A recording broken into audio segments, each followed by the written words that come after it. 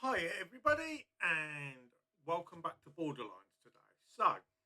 Today, what I thought I'd do is do a story with a difference because obviously, for months and months, it's been in the headlines, about how the government wants to build more housing. Okay, we've had Reform UK saying that they're going to put British born people first when it comes to affordable housing. And I was chatting to a friend of mine, and whilst I was on the phone to him because he was driving up to Gloucestershire, okay, I was actually skimming through the Sun newspaper's website, and I came across this story which I thought I'd talk about. And the headline is this: We spent £25,000 transforming our council house garden. Now it has its own aviary spa and gym, but we don't own our own home. So the question really that I want to put out there is, if you don't own your own home and you're in a social housing at the end of the day, council housing or housing association, whatever. Okay, I live in social housing. You know, um, how much is too much to spend? You know, because when you're talking about 25 grand, that's a lot. Don't rate me. You know, you could potentially, you're talking about the kind of amount, that's a deposit on a house. Okay, this woman, this is up in Cambridgeshire. I think her rent's around about £695 a month. So we're talking about a substantial amount of money. And to be honest, I've actually seen some of the pictures. The story is still in on the Sun newspaper's website. You know, and it looks really nice. But my question is this isn't a house, okay? So has she gone completely overboard? Because I understand everybody wants their home to look nice. If you've got your friends coming round or your family, it's a bit like the old expression, keeping with the Joneses, okay, which is an expression I got taught when I very first started in the sales industry. Okay, because I remember one particular story that when I was doing double glazing at the time, somebody told me.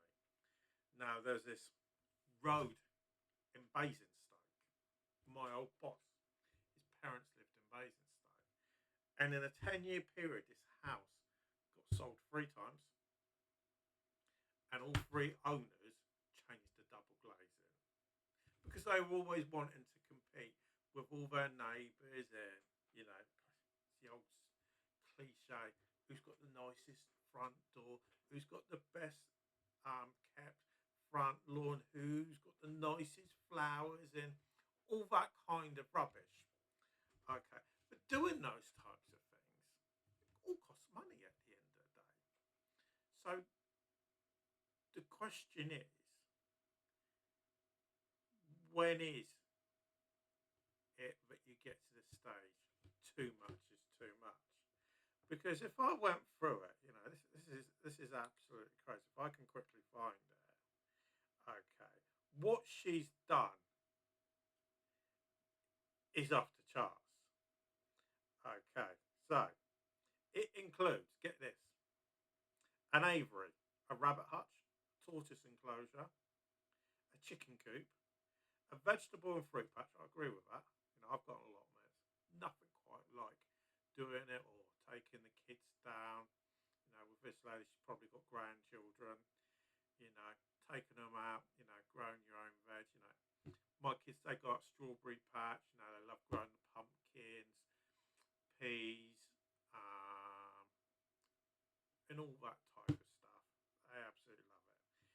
So I won't knock her for that. Then a gymnasium, 2 fish ponds, an outdoor kitchen, which is probably barbecue at the end of the day, a games room and spa. complete with hot tub. Oh God, a hot tub. Oh yes. You know, as much as I hate the hot weather, and to be honest, I live on the south coast. It's been roasting hot. You know, I've hated this summer. Okay, hot tub and sauna tent.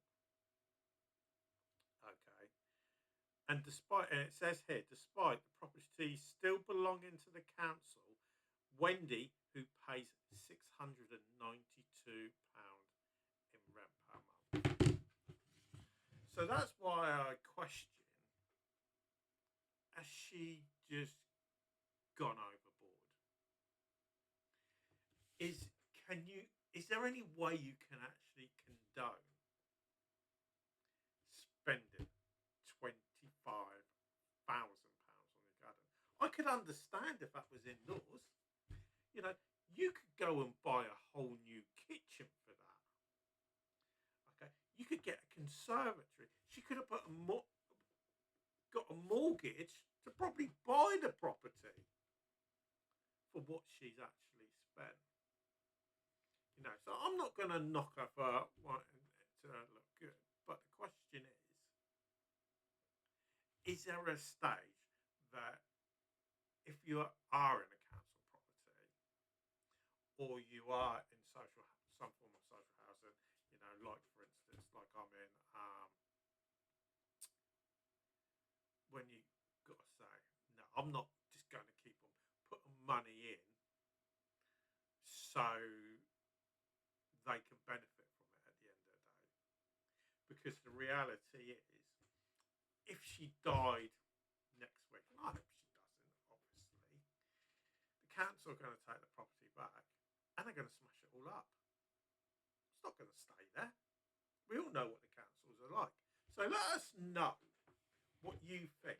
Do you think she's actually gone way too far by spending that much money? Because to me, I think she's gone mad. You know, somebody should have spoken to her and said, slow down. So let us know what you think in the comments down below. But for now, thanks for watching, and I'll speak to you all again a bit later.